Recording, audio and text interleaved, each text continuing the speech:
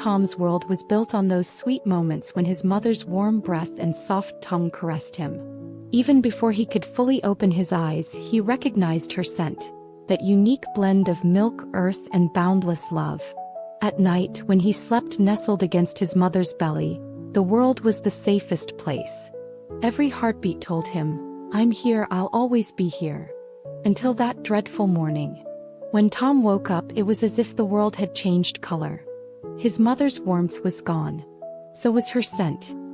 He lifted his tiny nose and sniffed, only cold air and unfamiliar smells. First he wondered, then he worried, then a fear he had never known before appeared in the depths of his heart. He waited for hours. On the cold wooden floor in front of the hut, his tiny body trembling. With every rustle of leaves he lifted his head, hoping, "Mom." With every footstep his ears pricked up, with every gust of wind he searched for her scent. But even when night fell, his mother did not come. The second day was even harder. Tom was beginning to understand, his mother wasn't coming back. This knowledge pierced his tiny heart like icy nails. He didn't look at his food, didn't touch his toys. He just sat there staring blankly into the distance. It was as if a part of his soul had gone with his mother, leaving behind a half-finished cub. As the days passed, Tom's condition worsened. People brought him food and tried to comfort him, but he paid no attention to any of it. At night he would sob uncontrollably, moaning his mother's name. The pain in his tiny heart was so great that sometimes he even forgot to breathe. It was during this dark period that the miracle happened. He wasn't even 6 months old yet. A tiny baby with rosy cheeks, blue eyes, and the purest smile in the world. When his mother brought him to Tom, Tom initially pulled away. He didn't want to break his heart again. But Angel was different. When she reached out her tiny hands to Tom, she wasn't afraid. On the contrary, she was smiling. And in that moment, the first glimmer of light appeared in Tom's frozen heart. When Angel's hands touched Tom's fur, it was like an electric shock. But not a painful one. The kind that warms, comforts, and says, "Don't worry, I'm here." For the first time, something other than sadness flashed in Tom's eyes. Surprise and perhaps even hope. From that day on, the two became inseparable. Angel didn't know how to walk yet, but when she learned to crawl, the first place she went was to Tom. She would mess with his ears with her tiny hands, lick his face with her sweet tongue, and try to talk to him with her own meaningless sounds. At first, Tom just put up with it, then tolerated it, and finally he began to wait for Angel. Every morning when he opened his eyes, loneliness was no longer there. He could hear Angel's breathing, her soft snoring beside him. Sometimes, when Angel cried in the middle of the night, Tom would immediately get up, trying not to wake her, approaching quietly, stroking the baby's hand with his warm nose. And Angel would calm down. It was as if she understood Tom saying, "Everything is fine, I'm here." Over time, this silent dialogue between them deepened. When Angel learned to walk, Tom became her shadow.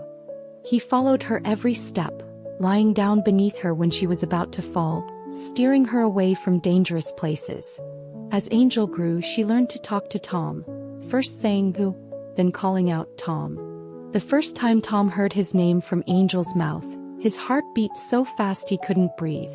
Someone calling him not just dog, but Tom, reminding him he had a name and identity. This was the first real happiness he had felt since the day he lost his mother. Now Tom woke up in the mornings not with sadness but with curiosity. He wondered, what will Angel do today? What new word will she learn? What game will we play? Angel's laughter had become the most beautiful music to him. The moments when the little girl would take him in her arms and stroke his hair reminded him of his lost mother's warmth. But now it didn't hurt, it soothed him. Tom hadn't forgotten his mother. He never would. But now, whenever he remembered her, he didn't just feel loss and pain.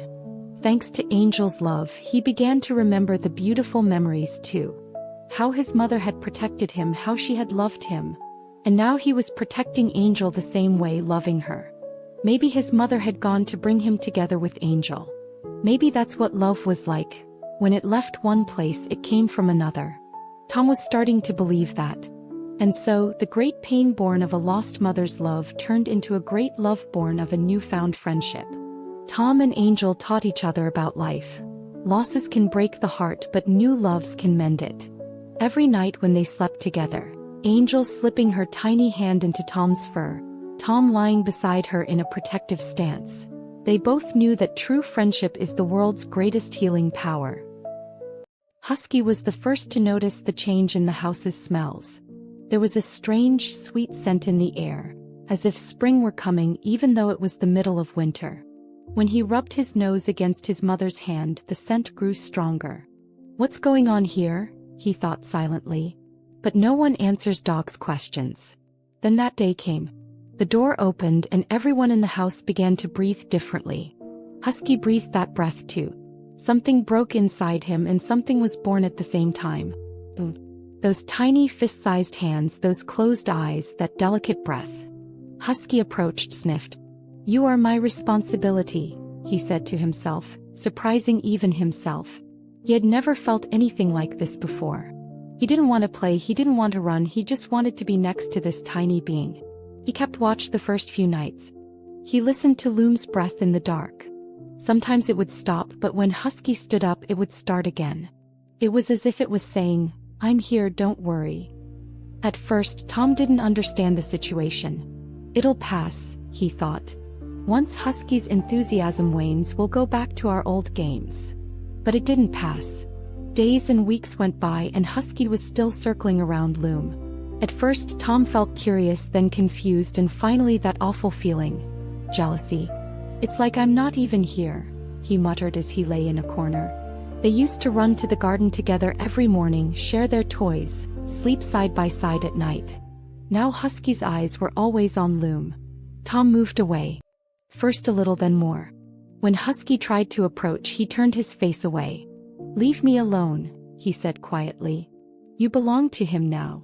Husky noticed Tom's departure a little more each day. His heart ached. He loved Loom, protected him, yes, but Tom had been by his side for years. He had been his brother since day one. That evening, after Loom fell asleep, he went to Tom. He looked at him for a long time. Tom had turned his head away, but Husky could hear the change in his breathing. "Listen to me," Husky began, his voice very low. "I haven't stopped loving you. He's so small, Tom. Remember how he protected me when your mother died? I'm protecting him like that now." Tom's ears twitched. "You're my first friend. That will never change. But now we both have someone to protect. Will you leave me alone in this?" Tom slowly turned. He looked into Husky's eyes. There was no lie, no apology there. Only truth. "Together?" Tom asked quietly. "Together?" Loom grew up. His first smile was for both of them. His first steps were beside Husky with Tom's support. His first word was dog, but it was never clear which dog he meant. In the evenings, the three of them slept together now. Loom in the middle, Husky on the right, Tom on the left.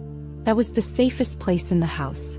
And Husky would think on those nights, love doesn't diminish when shared. It grows. Tom would think, the family has grown. Loom was simply safe. Between two hearts, warm and cozy. She's mine! Oh, we're just kidding, Daisy. Is she yours? Yeah. Is she yours? Don't throw a paddy. Oi, you cheeky. Mine.